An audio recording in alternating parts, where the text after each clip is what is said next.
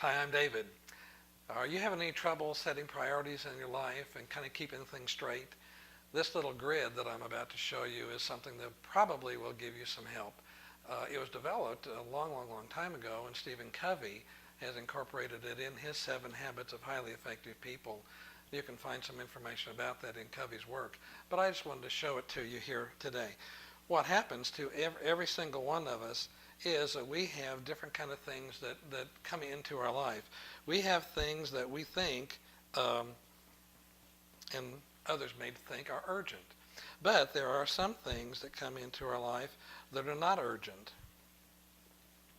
At the same time, there are things that come into our life that are important, but we also have things that are not important that occur in our lives.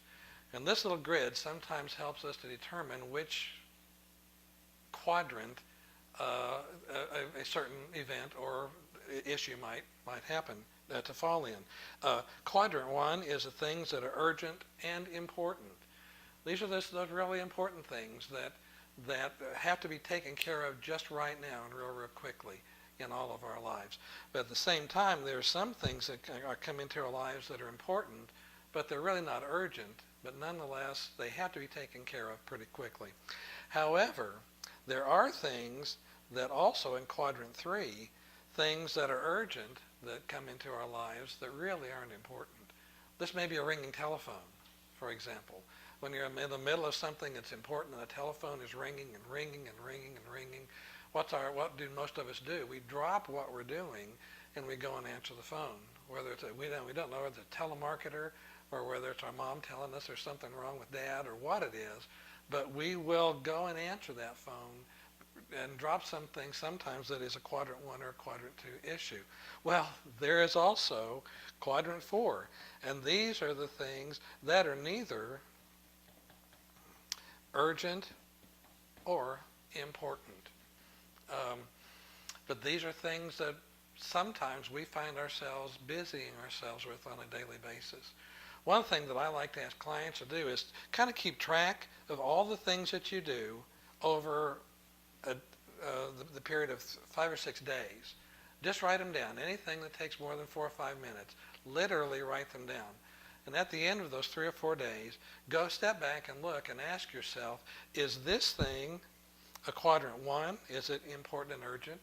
Is it a quadrant 2, important but not urgent? Is it quadrant 3, urgent but not important? Or does it fall in this quadrant 4 area? This might be something like a video game, playing Spider Solitaire or something like that. When you have stuff that you have to do that is vitally important for you to do, but you're spending your time in this. One of the things that I've noticed over the years is an awful lot of people spend as much as 80% of their time in quadrant 4, doing things that are neither urgent nor important.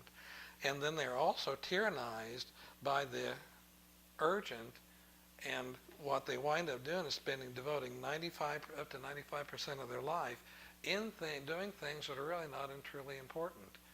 But if you'll make this list and find out how to prioritize the things that you regularly do and find out where they truly belong, it will be a great help to you. One last thing, what I'd like for you to consider is, what I want you to do is after you've made this list and you've prioritized these things, I'm going to challenge you to not do anything in quadrant 4 today. Anything that falls in quadrant 4 that you've put there that you know is neither important nor urgent, I'd like for you to make sure that you don't do that today.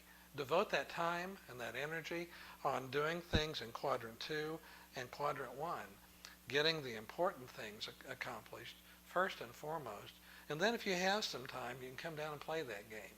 But don't let that be the first thing that you do. Let these be the first.